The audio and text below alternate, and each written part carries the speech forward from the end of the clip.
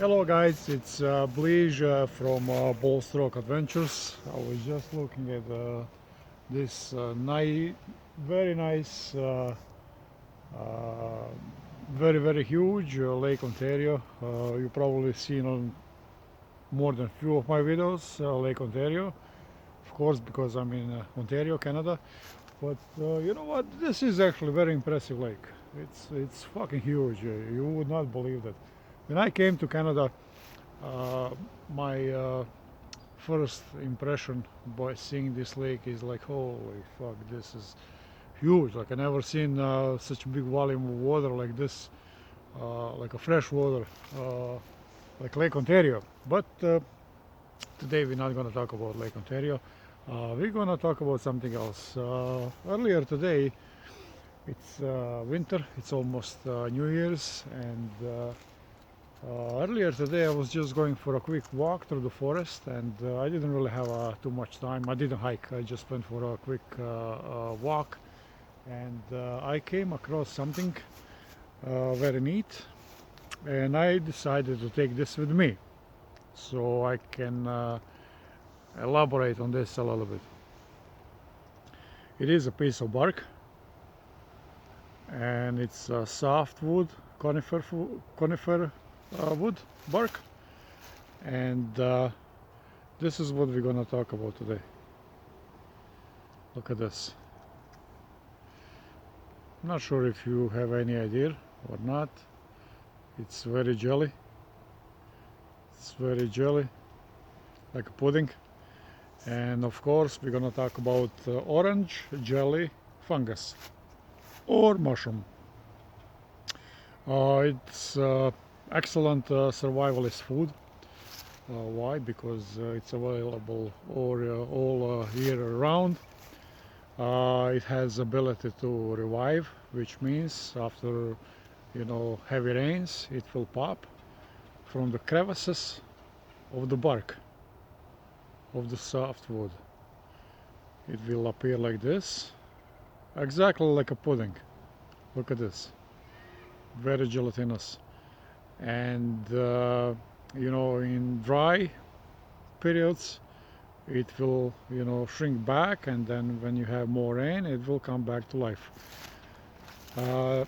Orange jelly, there is a few different specimens. There is also yellow jelly, very similar to this, grows on the hardwood. And there is a third one which is frequently confused with this one because they're pretty much looking identical. The third one is witch's butter, and that one also grows on the hardwood. Orange jelly, predominantly softwood. And see, when I say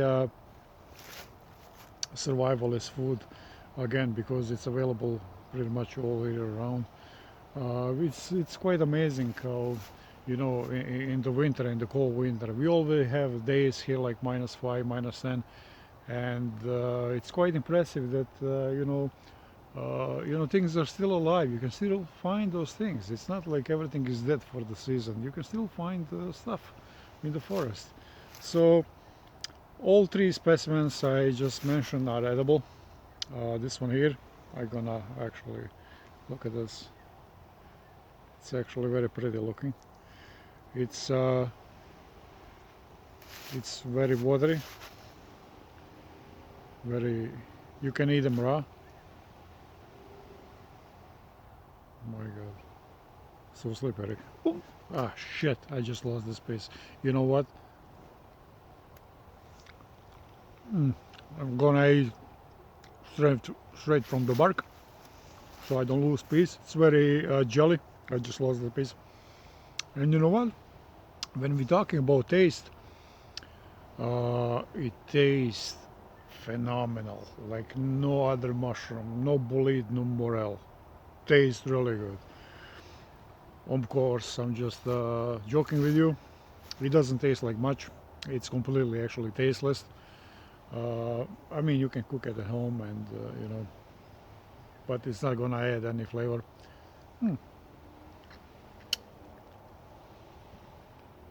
It's literally completely tasteless. But again, there is some nutritious inside, and it could serve you as a survivalist food. There is nothing else. This is a 5-star meal, believe me. Anyway, you can eat them raw, and don't forget, predominantly softwood. You're not gonna really make mistake with yellow jelly or witch's butter, because even if you do, they're edible as well. So you don't have to be worried about it. As I always say, with any mushroom, you never know if you're gonna have any allergies, or if you're introducing something to your body for the first time. You always have to be careful. You must be 100% sure. And even with mushrooms, they are completely edible and delicious. You still have to make sure that, you know, for the first time you eat just a little, and then if your body is not experiencing any unpleasant, you know, reactions, allergies, then you're good to go. These are my rules. That's why I'm still here. I ate so many different kinds, and there you go. So, orange jelly, but I'm not done yet with the video,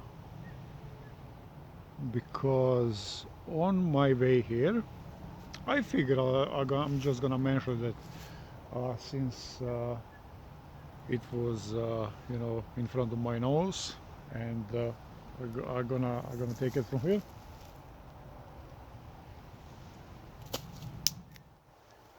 So I set up my camera here, like I said, close to the shore of the lake, Ontario, and I set up my camera on one bush here, and this is the one,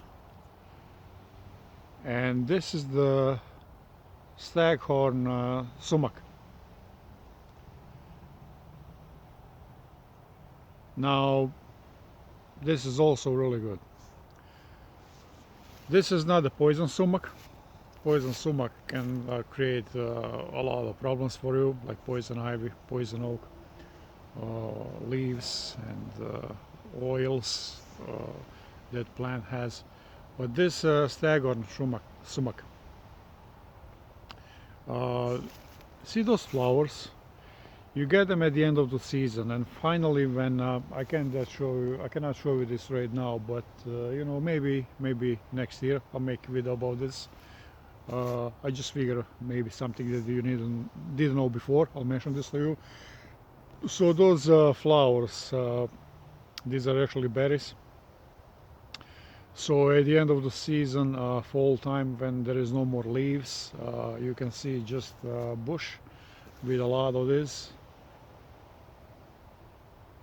spiking everywhere. You can see, like I see over here, like probably 50 of them spiking on the tops. And this is like a natural lemon. This is full of seeds, fluffy seeds, and usually what I do, I take exactly the way it is. I take it home. I would put maybe in 1 liter of water 2 or 3 like this, and I would crumble everything in the water. You don't want to leave the wooden piece, just these berries. I would leave that in the water for about 2-3 hours. When this is done, you filter everything, like with a coffee filter or a strainer, like when you're making tea. It's gonna have a nice rosé color. You add a little bit of sugar, and believe me, you're gonna have the most refreshing drink in your life. Especially in the summer, there is nothing so refreshing like staghorn sumac lemonade. When you find them in the nature like this, you can also, you know, pinch with the finger a little bit, and if you try it, tastes very lemony. That's why they called it ancient lemon, when there was no lemon. And don't eat it. You can't really eat it like this, because, like I said, seeds are very fluffy. But once dissolved in the water, oh my God, lemonade like you never had in your life, believe me, and I mean that. So I'm gonna wrap up this video. I hope you like it, and I hope you learn something you didn't know before. This is the purpose of all my videos, and I'm gonna leave you with Lake Ontario again. Please subscribe. I appreciate every subscription I get, and you know, keeps me kind of in the game, and encouraging to making more videos, of course, if you like them. So one more time, Bliž from Bull Sock Adventures. Cheers and enjoy.